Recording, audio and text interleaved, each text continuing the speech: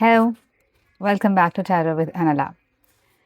ഇന്ന് നമ്മൾ ചെയ്യാൻ പോകുന്ന ടോപ്പിക്ക് ഏപ്രിൽ, മെയ്, ജൂൺ, അതായത് 2026-ൻ്റെ സെക്കൻഡ് ക്വാർട്ടർ നമുക്ക് എങ്ങനെ ഉണ്ടാകും എന്നുള്ളതാണ് ചെക്ക് ചെയ്യുന്നത്. ഫസ്റ്റ് ക്വാർട്ടർ കഴിഞ്ഞു, സെക്കൻഡ് ക്വാർട്ടറിലേക്ക് നമ്മൾ കടക്കാൻ പോവുകയാണ്.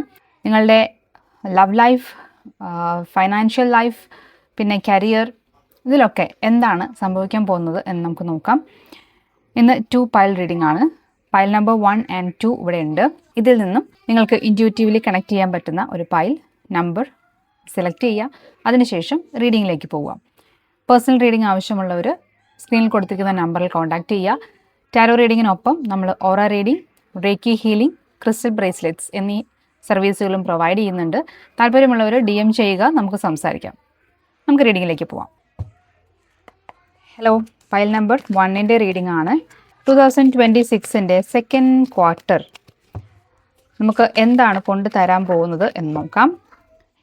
യൂണിവേഴ്സിൻ്റെ എനർജിയുമായിട്ട് കണക്ട് ചെയ്യാനായിട്ട് നിങ്ങളൊരു ഡീപ്പ് ബ്രെത്ത് എടുത്ത് ഒന്ന് റിലാക്സ് ചെയ്യുക.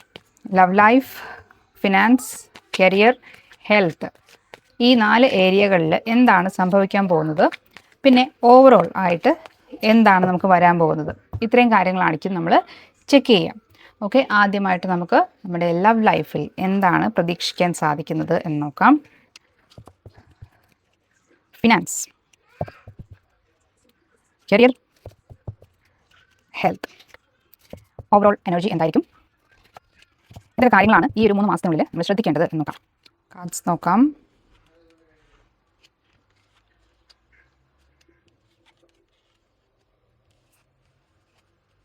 ഓക്കെ, നമുക്ക് റീഡിങ്ങിലേക്ക് പോവാം. ലവ് ലൈഫിൽ നിങ്ങൾക്ക് വരാനിരിക്കുന്നത് 8 ഓഫ് പെൻറ്റക്കിൾസിൻ്റെ എനർജിയാണ്.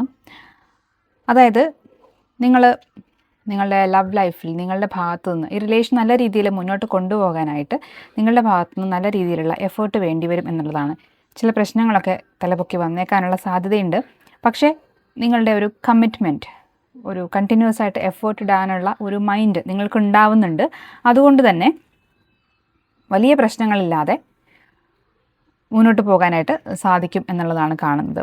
പാർട്ട്ണർക്ക് വേണ്ടിയിട്ട് നിങ്ങൾക്ക് എന്ത് എഫേർട്ട് ഇടാനും നിങ്ങൾക്ക് മടിയില്ല എന്ന് കാണിക്കുന്നുണ്ട്. അതേസമയം തന്നെ ഒരു ഗിവ് ആൻഡ് ടേക്ക് എപ്പോഴും നമ്മുടെ റിലേഷനിൽ ആവശ്യമാണ്, അല്ലേ? നമ്മളെപ്പോഴും കൊടുത്തുകൊണ്ട് മാത്രം ഇരുന്നാൽ ശരിയാവില്ല. നമുക്കതിനനുസരിച്ചിട്ടുള്ള റിട്ടേൺ കിട്ടുന്നുണ്ടോ എന്ന് കൂടി നമ്മൾ നോക്കേണ്ട ആവശ്യമുണ്ട്. ബിയോണ്ട് ദ ലിമിറ്റ്, ഒരു പരിധിക്കപ്പുറം നിങ്ങൾ എഫേർട്ട് ഇട്ടിട്ടും റിലേഷൻ വർക്കൗട്ട് ആകുന്നില്ല എങ്കിൽ നിങ്ങളൊന്ന് പോസ് ചെയ്തിട്ട് ഒന്ന് ചിന്തിക്കേണ്ട ആവശ്യമുണ്ട്. ഈ ഒരു ഗിവ് ആൻഡ് ടേക്ക്, അതിൻ്റെ ഒരു കണക്ക്, കൊടുക്കുന്നതിനും കിട്ടുന്നതുമായിട്ടുള്ള ഒരു കണക്ക് നിങ്ങൾ ഈ ഒരു 3 മാസത്തിനുള്ളിൽ നിങ്ങളൊന്ന് പരിശോധിക്കേണ്ടി വരും എന്നുള്ളതാണ്. അത് നമ്മളെ അനാവശ്യമായിട്ടുള്ള റിലേഷനുകളാണെങ്കിൽ, അതായത് നമ്മളുടെ എഫേർട്ട് കൊണ്ട് മാത്രം മുന്നോട്ട് പോകുന്ന റിലേഷനുകളാണെങ്കിൽ അതിൽ നിങ്ങൾ ഒന്ന് റീതിങ്ക് ചെയ്യുക എന്നുകൂടി ഒരു മീനിങ് കൂടി ഉണ്ട് ഇതിനകത്ത്. അതിൻ്റെ ആ ബൗണ്ടറി എവിടെയാണെന്ന് നമ്മൾ കറക്റ്റായിട്ട് സെറ്റ് ചെയ്യുക എന്നുള്ളതാണ്. ഓക്കെ, ഇനി നമുക്ക് ഫിനാൻസിലേക്ക് വരാം. ഫിനാൻഷ്യൽ എനർജിയിൽ കാണാൻ സാധിക്കുന്നത് നിങ്ങൾക്ക് മറ്റുള്ളവരോട് പൊരുതി നിൽക്കാനുള്ള, അതായത് നമുക്ക് ഗുണം കിട്ടുന്ന കാര്യങ്ങളിൽ ഇൻവോൾവ് ചെയ്ത് ഏതു വിധേനയും ആ ജയം, നിങ്ങൾ ആഗ്രഹിക്കുന്ന ജയം നേടിയെടുക്കാനുള്ള ഒരു മൈൻഡ് സെറ്റ് വരുന്നുണ്ട്. അതേസമയത്ത് മറ്റുള്ളവരെ അന്യായമായിട്ട് വേദനിപ്പിക്കാതിരിക്കാനായിട്ട് ശ്രദ്ധിക്കേണ്ട ഒരു ആവശ്യമുണ്ട്. ഇതിന് മറ്റൊരു മീനിങ് കൂടി വരാം. അനാവശ്യമായിട്ട് നിങ്ങൾ മുതലെടുക്കുന്ന ആളുകളെ സൂക്ഷിക്കുക എന്നൊരു മെസ്സേജ് കൂടി ഇവിടെ വരുന്നുണ്ട്. അത് കരുതിയിരിക്കുക. പണത്തിൻ്റെ കാര്യമാണ്, സൗഹൃദങ്ങളിലായാലും എല്ലാത്തിനും ഒരു കണക്കുണ്ടായിരിക്കുക എന്നുള്ളതാണ്. മുതലെടുക്കാനായിട്ട് ശ്രമിക്കുന്ന ആളുകളെ ഒരു കൈ അകലത്തിൽ നിർത്തുക. നിങ്ങൾ ഏതു വിധേനയും ജയം നേടിയെടുക്കാൻ ശ്രമിക്കുമ്പോൾ അന്യായമായിട്ട് മറ്റുള്ളവരുടെ മേൽ നമ്മൾ വേദനകൾ അടിച്ചേൽപ്പിക്കുന്നില്ല എന്നുകൂടി ഉറപ്പുവരുത്തുക.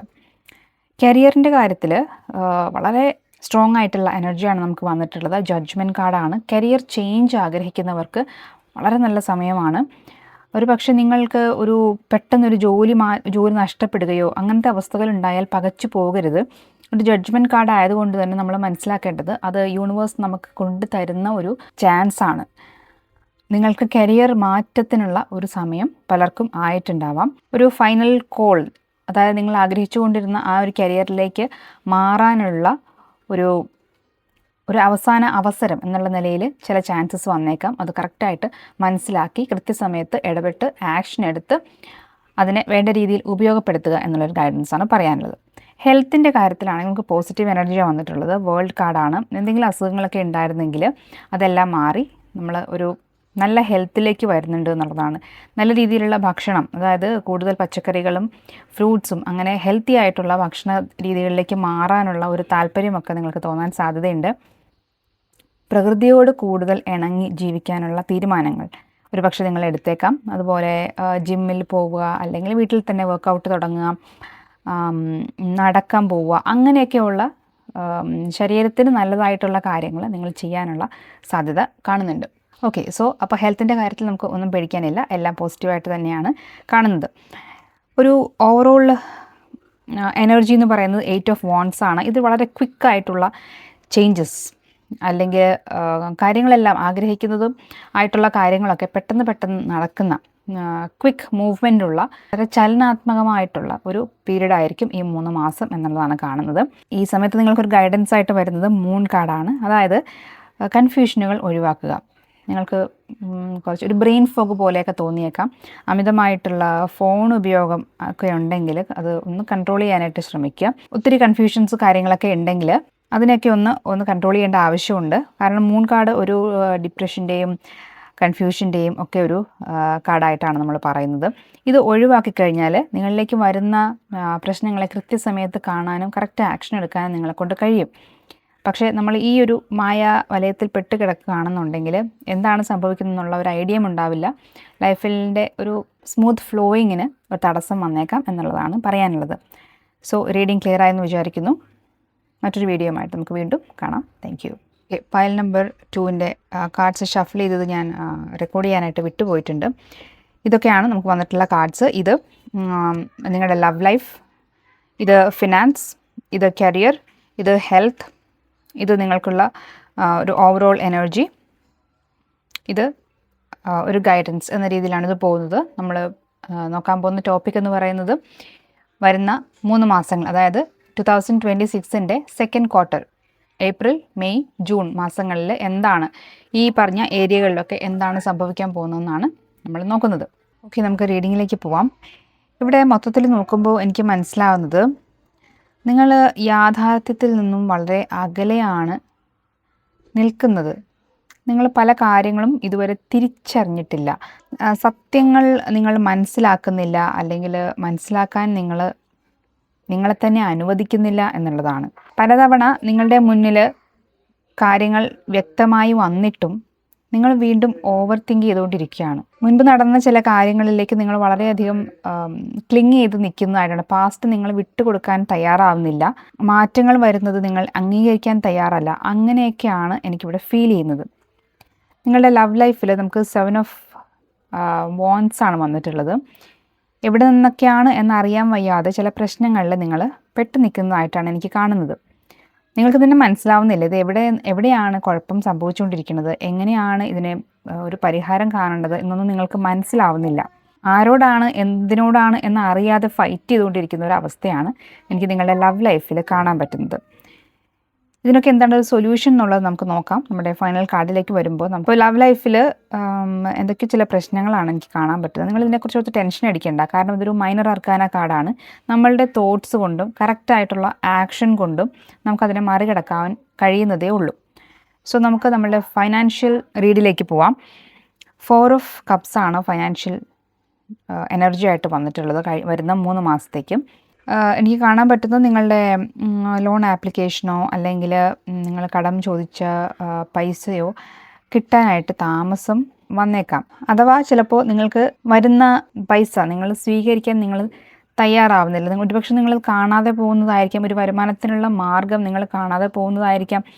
അല്ല എന്നുണ്ടെങ്കിൽ ഒരു ഈഗോയുടെ പുറത്ത് നിങ്ങൾക്ക് വരുന്ന ഹെൽപ്പ്, ഫൈനാൻഷ്യൽ ഹെൽപ്പ് നിങ്ങൾ തട്ടിക്കളയുന്നുണ്ടാവാം. അത് 2 തവണ ആലോചിച്ചിട്ട് മതി എന്നുള്ളതാണ് പറയാനുള്ളത്. ഒരു ഇമോഷണലി നിങ്ങൾ വിഡ്രോൺ ആയിരിക്കുന്ന ഒരു എനർജിയാണ് കാണുന്നത്. അതായത് ഹെൽപ്പ് വരുമ്പോഴേക്കും നിങ്ങൾ എന്ത് കാരണത്തിൻ്റെ പേരിലാണെങ്കിലും അത് സ്വീകരിക്കണോ വേണ്ടയോ എന്നുള്ള തീരുമാനം ബുദ്ധിപൂർവ്വം എടുക്കുക എന്നുള്ളതാണ്. കരിയറിൻ്റെ കാര്യത്തിൽ നിങ്ങൾക്ക് ഈ അടുത്തിടയ്ക്ക് ഉണ്ടായിട്ടുള്ള പുതിയ എന്തെങ്കിലും പദ്ധതികൾ, പ്ലാനുകൾ ഒക്കെ അത് നിങ്ങൾക്ക് നല്ലതിനല്ല എന്നുള്ളത് മനസ്സിലാക്കുക. നിങ്ങളൊരു പക്ഷേ അതിൻ്റെ മേൽ ഒരുപാട് എഫേർട്ട് ഇട്ടിട്ടുണ്ടായിരിക്കാം, ടെൻഷൻ അടിച്ചിട്ടുണ്ടാവാം, ഒത്തിരി രാത്രികളിലൊക്കെ ഇരുന്ന് അതിനുവേണ്ടി വർക്ക് ചെയ്തിട്ടുണ്ടാവാം. പക്ഷേ അതൊരു നിങ്ങളുടെ പ്ലാൻ അല്ല ആക്ച്വലി ഇവിടെ വർക്കൗട്ട് ആവേണ്ടത്. യൂണിവേഴ്സിന് നിങ്ങളെക്കുറിച്ച് മറ്റൊരു പ്ലാൻ ഉണ്ട് എന്ന് മനസ്സിലാക്കുക. അതുകൊണ്ട് നിങ്ങളിപ്പോൾ പ്ലാൻ ചെയ്തുകൊണ്ടിരിക്കുന്ന കാര്യം ഒരു പക്ഷേ ഒരു അവസാനത്തിലേക്ക് വന്നേക്കാം.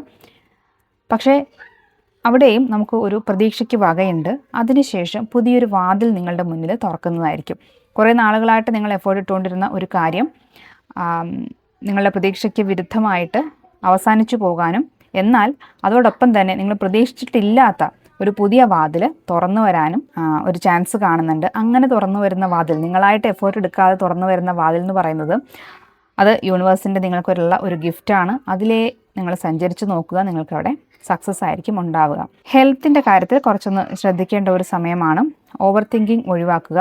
നിങ്ങൾ വീട്ടിൽ നിന്ന് സ്വന്തമായിട്ട് ചികിത്സിക്കുന്ന പരിപാടിയൊക്കെ ഉണ്ടെങ്കിൽ അത് നിർത്തുക. കറക്റ്റ് സമയത്ത് ശാരീരികമായിട്ട് പ്രശ്നങ്ങളുള്ളവരെ കുറിച്ചാണ് ഞാൻ പറയുന്നത്.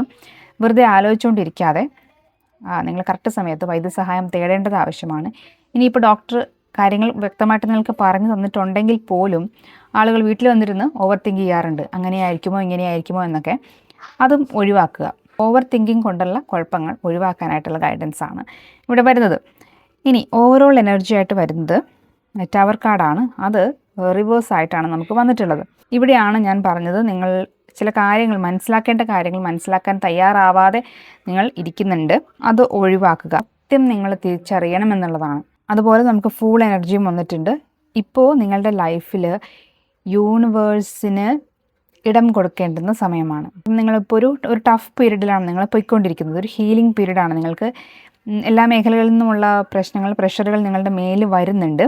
ഇത് എന്തിനാണെന്ന് ചോദിച്ചാൽ, എന്തിനാണ് ഈ പ്രശ്നങ്ങൾ ഇങ്ങനെ നിങ്ങളുടെ കുഴപ്പം കൊണ്ടാണെങ്കിലും അല്ലെങ്കിലും പ്രശ്നങ്ങളാണ് ഇവിടെ കാണുന്നത്. അത് എന്തുകൊണ്ടാണെന്ന് ചോദിക്കുമ്പോൾ, നിങ്ങളായിട്ട് എഫേർട്ട് എടുക്കുന്നത് കുറച്ചൊന്ന് നിർത്തിയിട്ട് യൂണിവേഴ്സിന് നിങ്ങളുടെ ലൈഫിൽ പ്രവർത്തിക്കാനുള്ള സമയം കൊടുക്കുക എന്നുള്ളൊരു ഗൈഡൻസാണ്. നിങ്ങളുടെ ലൈഫിലേക്ക് യൂണിവേഴ്സിന് വന്ന് വർക്ക് ചെയ്യാനുള്ള ഒരു സ്പേസ് നിങ്ങൾ കൊടുക്കുക. ഈ ഫൂൾ കാർഡ് അതാണ് പറയുന്നത്. നിങ്ങൾ സറണ്ടർ ചെയ്യേണ്ട സമയമാണ്. എല്ലാം തന്നെത്താനെ ചെയ്ത് ഓരോരോ കുഴപ്പങ്ങൾ ഉണ്ടാക്കി വെക്കുന്നതിൽ നല്ലത് എന്താണോ നിങ്ങളുടെ ഭാഗത്ത് നിങ്ങൾ ചെയ്യേണ്ട കാര്യം മാത്രം ചെയ്തിട്ട് യൂണിവേഴ്സിൽ സറണ്ടർ ചെയ്ത് പോകേണ്ട ഒരു സമയമാണ്.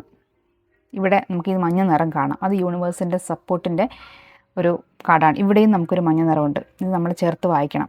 അതായത് യൂണിവേഴ്സിന് നിങ്ങളെക്കുറിച്ച് ചില പ്ലാനുകളുണ്ട്.